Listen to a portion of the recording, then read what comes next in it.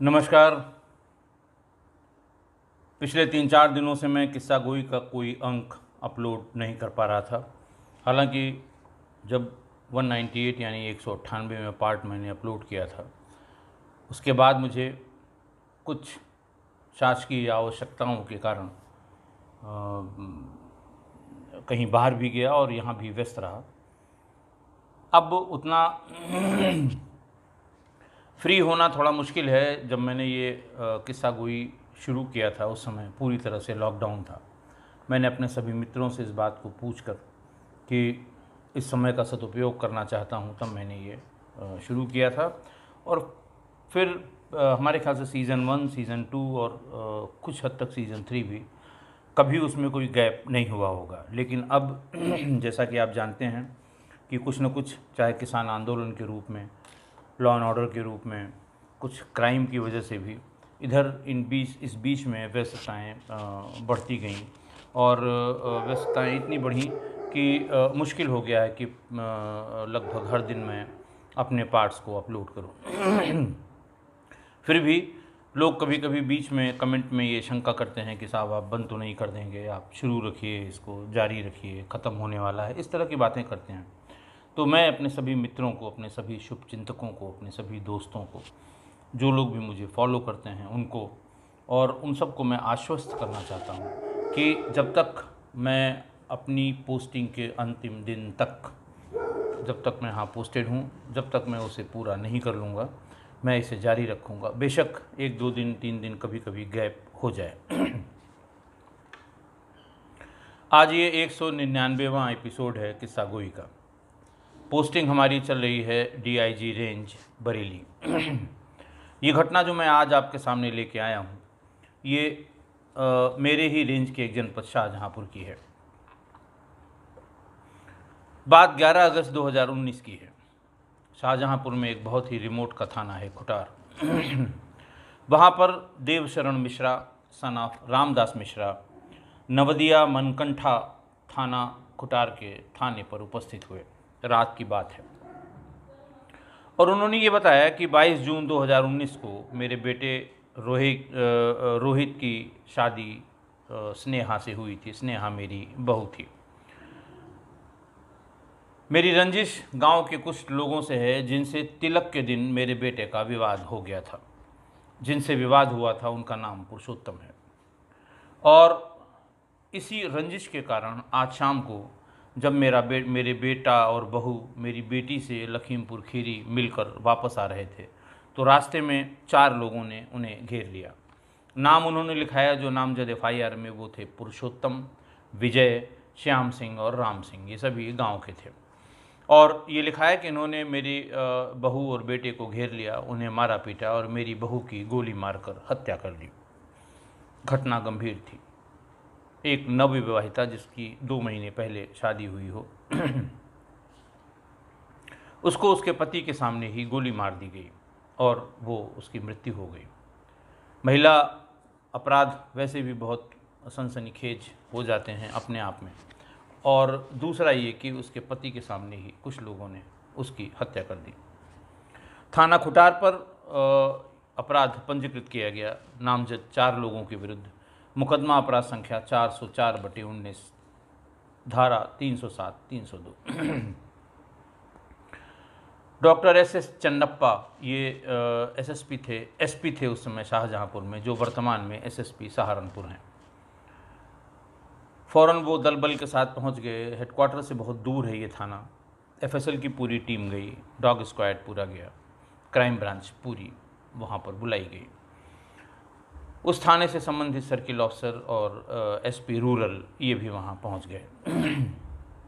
मौके को देखा गया। मौके को देखने से ऐसा लगा कि रास्ते में ही इन लोगों को घेरा गया हो। मोटरसाइकिल गिरी हुई थी जिस पर दोनों का गांव की तरफ आना बता रहा था मृतका का पति रोहित। क्राइम सीन को प्रिजर्व किया गया। फॉरेंसिक टीम पीछे पीछे आ रही थी, वो भी आ गई।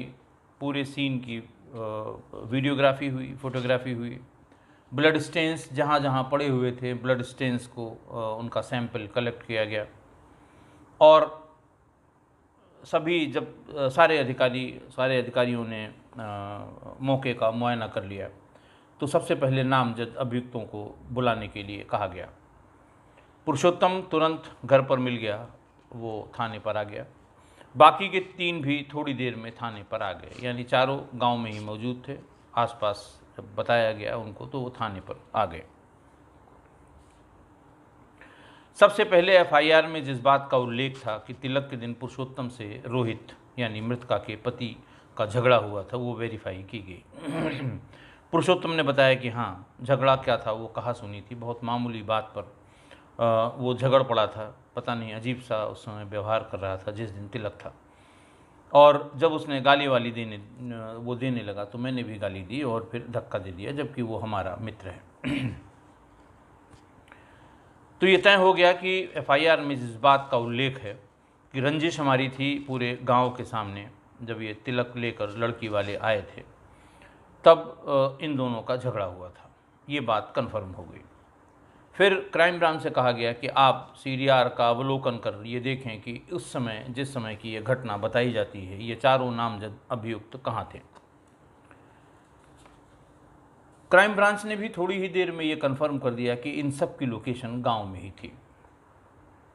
चूँकि देहात में जहाँ बहुत ही पॉपुलेशन डेंसिटी बहुत कम होती है, वहाँ एक ही टावर्स में कई एक गांव कवर हो जाते हैं। गांव के कवर होने पर भी जो उसके सेल होते हैं अल्फ़ा बीटा गामा या 1 2 3 क्लॉकवाइज, उससे भी पता लग जाता है कि भाई इस तरफ का आदमी अगर उस तरफ है तो कुछ अंदाज उससे लग जाता है कि लोग कहाँ थे। लेकिन चूंकि घटना स्थल वो पूरा गांव एक ही सेल में था, तो इसलिए ये पता करना या ये बताना सर्विलांस के टेक्निक के माध्यम से मुश्किल था कि जो लोग जिनकी लोकेशन गांव में आ रही थी वो गांव में अपने घरों पे थे या घटनास्थल पे थे। ये 2 कारण बहुत थे, पर्याप्त थे आगे प्रोसीड करने के लिए कि हत्या इन्हीं लोगों ने की होगी। एक, रंजिश प्रूव हो गई, दूसरा उनका मौके पर होना प्रूव हो गया। सब उठ के आ गए थे। लाश पंचायतनामा के बाद पोस्टमार्टम के लिए भेज दी गई थी। पोस्टमार्टम में cause of death due to antemortem gun shot injury आ चुका था, कोई और दूसरी बात उसमें थी नहीं। क्राइम ब्रांच वाले भी पहुंच गए और ये मान लिया गया कि साहब केस खुल गया, कोई ऐसी बात नहीं है। जिन लोगों को नामजद किया गया है शायद उन्हीं लोगों ने ये हत्या की होगी, क्योंकि उसके पीछे का कारण जो एफआईआर में अंकित है वो पर्याप्त है। खैर, भीतर शुरुआती अध्याय से शुरू हो गई, क्योंकि किसी को कोई चीज़ और पूछनी नहीं थी, सिर्फ ये पूछना था कि भाई तुम ही लोग थे, कैसे हुआ, क्या कारण था, कट्टा कहाँ है जिससे गोली मारी गई, कितनी गोली चलाई, किसने देखा, इस तरह की बात उनसे जो पूछनी थी, छोटी मोटी बातें, ताकि प्रोसिक्यूशन के समय हमें कोई ऐसी बात का सामना न करना पड़े जो फैक्ट्स के इतर हो। वहाँ भीतर पूछताछ चल रही थी और बाहर जो 4 लोगों से पूछताछ हो रही थी, इनके घर वाले जो स्थानीय जनप्रतिनिधि होते हैं, जैसे प्रधान है, बीडीसी है, ब्लॉक प्रमुख हैं, इन सब लोगों को लेकर काफ़ी भीड़ थाने के बाहर जमा थी। और बाहर जो भी आ जा रहा था वो उससे, सिपाहियों से और बाकी सब इंस्पेक्टर से यही बता रहे थे कि साहब ये गलत फंसाया जा रहा है, ये लोग अपने अपने घरों पे थे।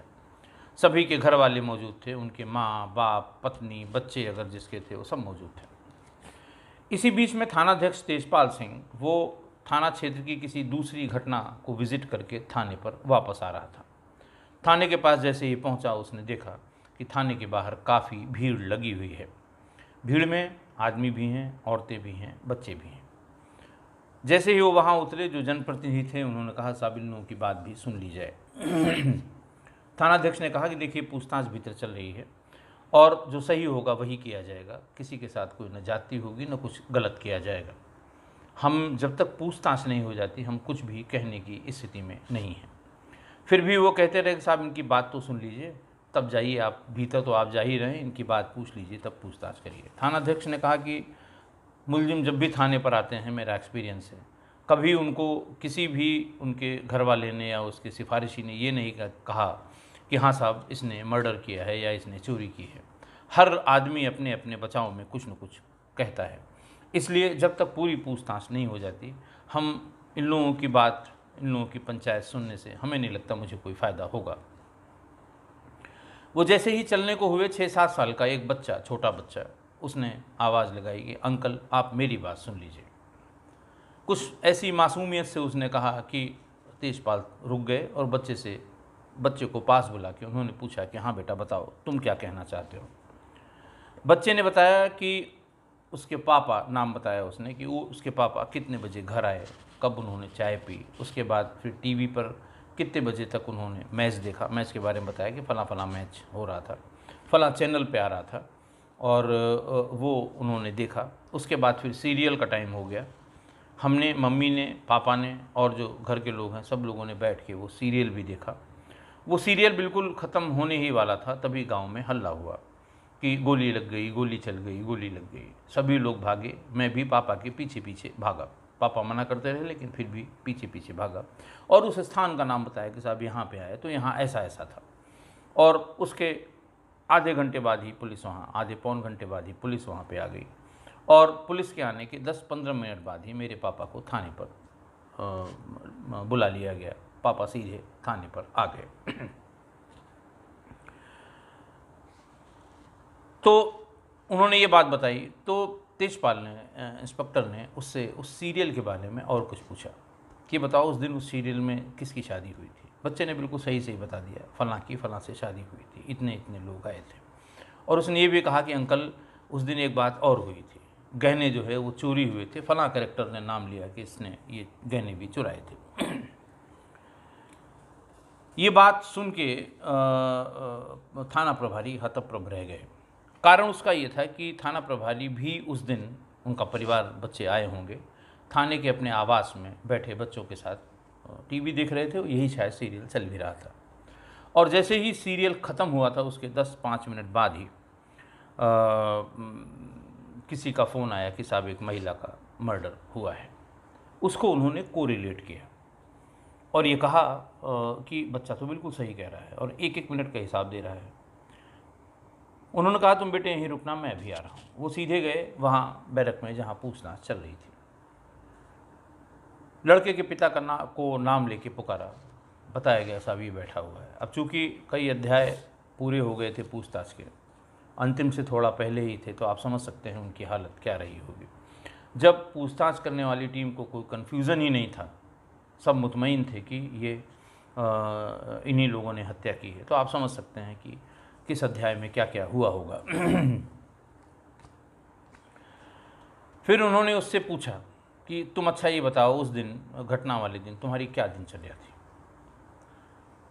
पूछताछ में कभी भी लीडिंग सवाल नहीं पूछे जाते।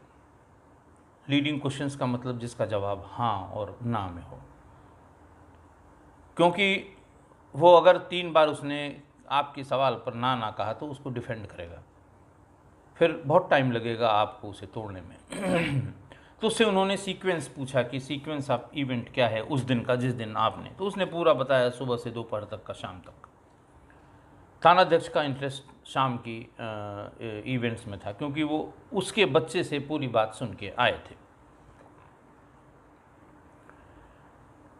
उसने भी जैसा बच्चे ने बताया था बिल्कुल एक एक कड़ी से, समय घंटे के हिसाब से एक एक चीज़ें बताई। सीरियल के बारे में भी वही सवाल जो बच्चे से पूछा था थानाध्यक्ष ने, उसके पिता से भी पूछा, उसने भी वही जवाब दिया जो उसके बच्चे ने दिया था।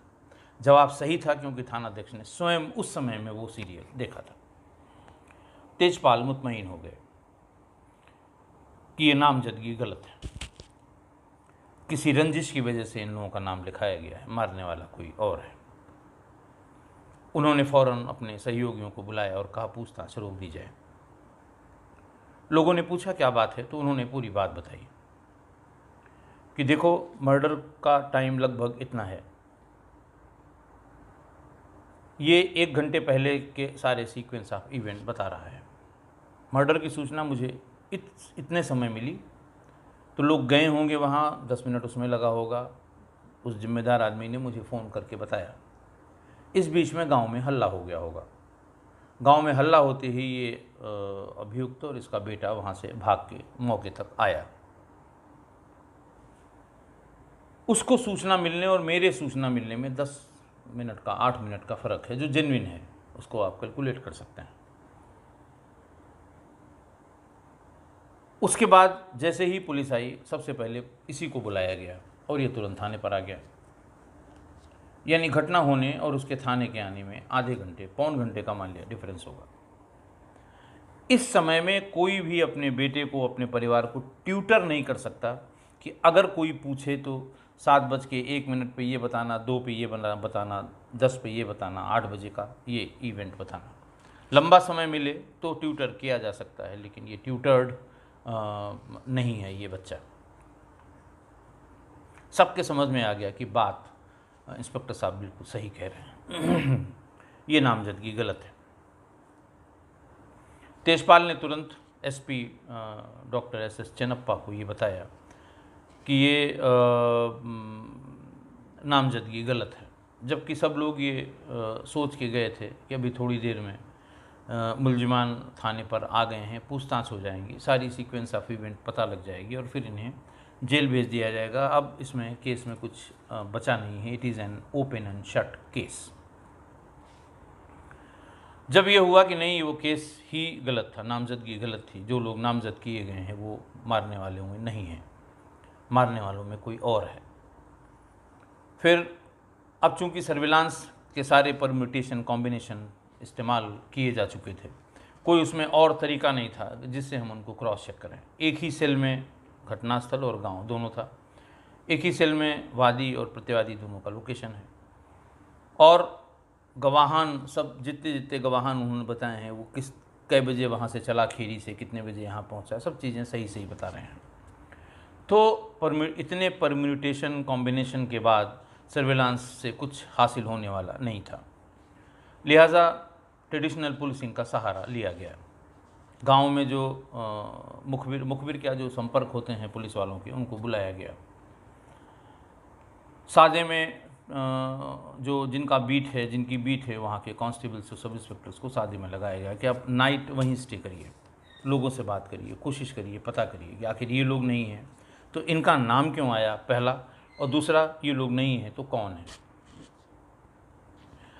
अब इस प्रोसेस में ये हुआ कि साहब लड़के के किसी से अवैध संबंध होंगे, उसके साथी संगी, उसके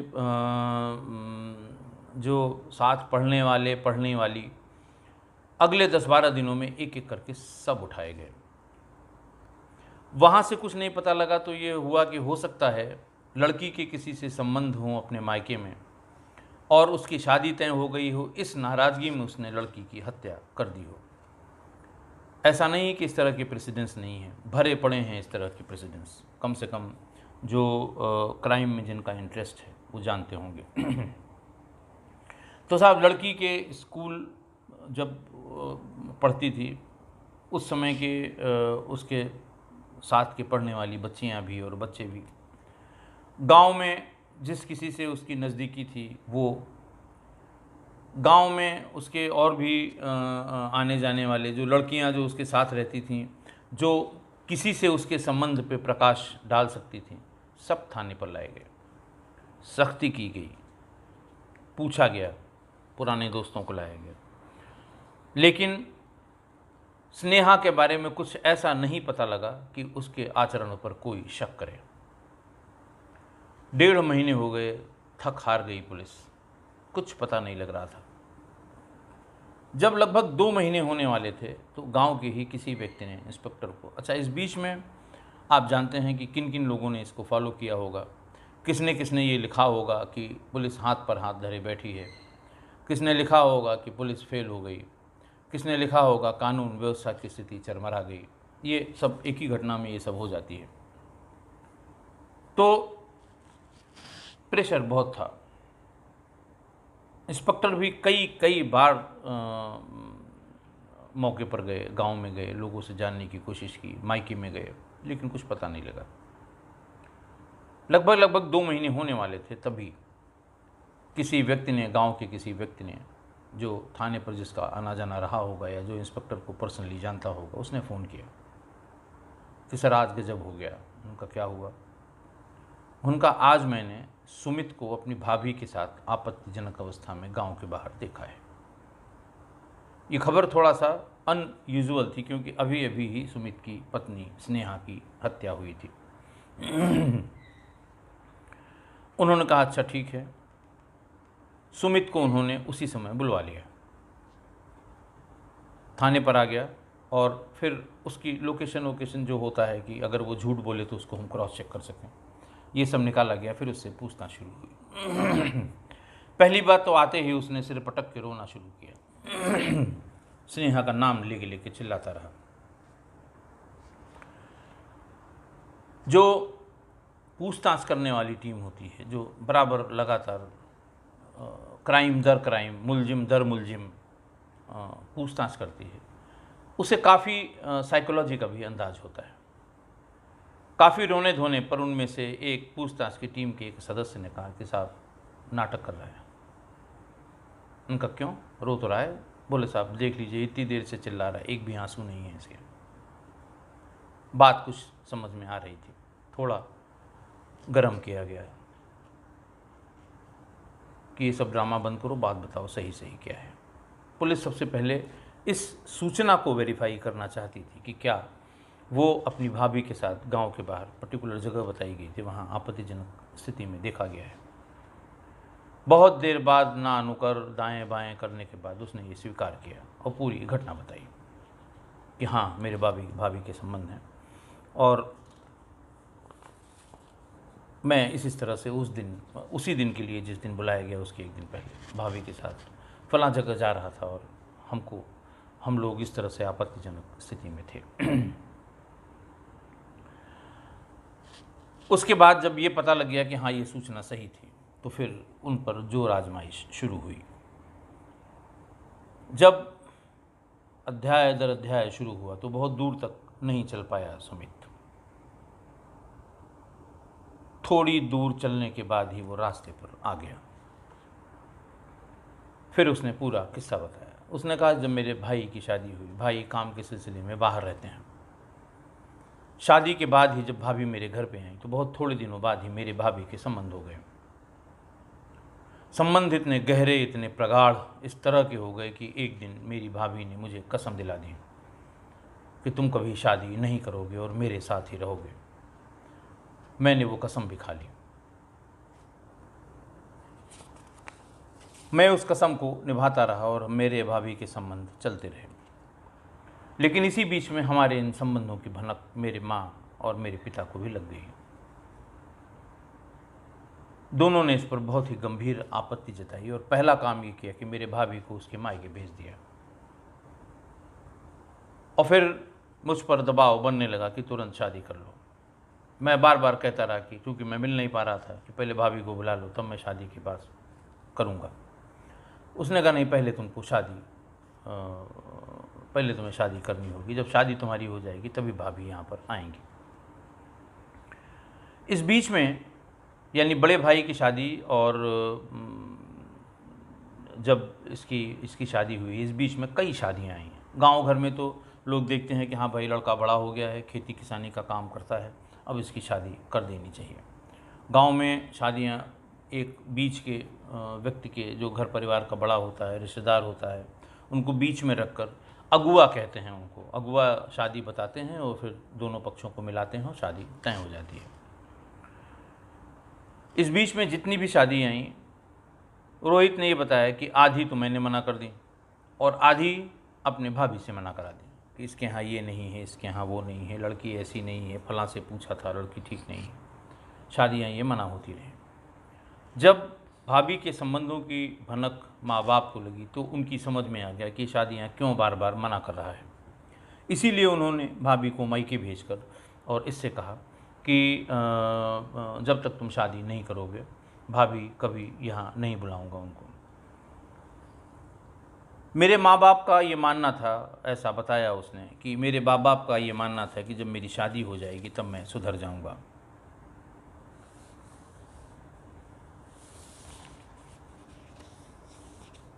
और अपनी भाभी से दूर हो जाऊंगा। बार बार जिद करने के बाद आखिरकार ज़बरदस्ती मेरी शादी स्नेहा से करा दी गई। जब शादी हो गई तो भाभी भी घर पर आ गई। उनके आते ही मेरा ध्यान फिर स्नेहा से हट गया। मैं पहले की तरह भाभी के संपर्क में आ गया। लेकिन मेरी इस अनयूजुअल बिहेवियर से स्नेहा को भी शक हो गया और वो मुझ पर बहुत ही कड़ी निगरानी करने लगी। भाभी से मिलना मुश्किल हो रहा था। और इसी बीच में एक दिन मुझको और भाभी को स्नेहा ने आपत्तिजनक स्थिति में देख लिया। स्नेहा ने तूफान खड़ा कर दिया। मैं उससे माफ़ी मांगता रहा, उसके पैर पकड़ता रहा। उसने कहा, ना मैं अपने पूरे घर वालों को बताऊंगी और पूरे गांव को इकट्ठा करके गांव में बताऊंगी। मेरी ज़िंदगी नरक कर दी तुमने और तुम्हारी भाभी ने मिलकर। कुछ इस तरह की बातें उसने बताई कि ऐसा हो गया। और उसने कहा कि अब मैं कल ही मायके चली जाऊंगी, मैं कभी नहीं आऊंगी। मुझे पता लग गया क्या कारण है। खैर वो मायके भी चली गई। उसके मायके जाते ही भाभी ने ये बताया कि अब अगर तुम इसको अपने रास्ते से तुरंत नहीं हटा देते हो तो हम तुम दोनों बदनाम हो जाएंगे। पूरा गांव हम लोगों पे थू थू करेगा। पहले की बात और थी, अब तुम्हारी शादी हो चुकी है। और उसी दिन उससे फिर कसम खिलाई कि बहुत जल्दी हम इसको अपने रास्ते से हटा देंगे। जब वो मायके गई उसी दिन उसको मायके से अपने सास ससुर को उनसे माफ़ी मांग के और उनसे तमाम वादे करके उसे ले आया। उसके दिमाग में ये नाच रहा था कि कैसे इसे अपने रास्ते से हटाना है। रोहित की एक बहन लखीमपुर खीरी में ब्याही है। उसको लगा कि ये बहाना बहुत अच्छा है अपनी बहन से मिलने के लिए, अपनी पत्नी को अपनी बहन से मिलवाने के लिए मोटरसाइकिल से वो लखीमपुर खीरी गया और जानबूझ के ऐसे समय पर चला जब अंधेरा हो जाए। शाम को लौटते समय जब वो गांव के पास पहुंच रहा था तो उसने अचानक गाड़ी यानी मोटरसाइकिल के खराब होने का नाटक किया। मोटरसाइकिल को खड़ा कर दिया, खुद भी उतर गया और स्नेहा भी उतर गई। उसको थोड़ी देर मिनट 2 मिनट बातों में उलझा के रोहित ने उसे गोली मार दी। गोली मारते ही शोर, जोर जोर से शोर मचाना, रोना पीटना, हंगामा खड़ा कर दिया। गांव इकट्ठा हुआ। फिर उसके बाद FIR हुई और ये सब हुआ। पुलिस ने कट्टा उसने जहां दबा के रखा था वो कट्टा बरामद कर लिया, जेल भेज दिया। ट्रायल हो रहा है और रोहित अभी भी जेल में है। सवाल ये है कि जब घर वालों को ये पता था कि ये शादी नहीं करेगा, कारण भी पता था कि क्यों नहीं करेगा, तो ज़बरदस्ती ये शादी करने की कोई आवश्यकता नहीं थी। कैसे मान लिया घर वालों ने?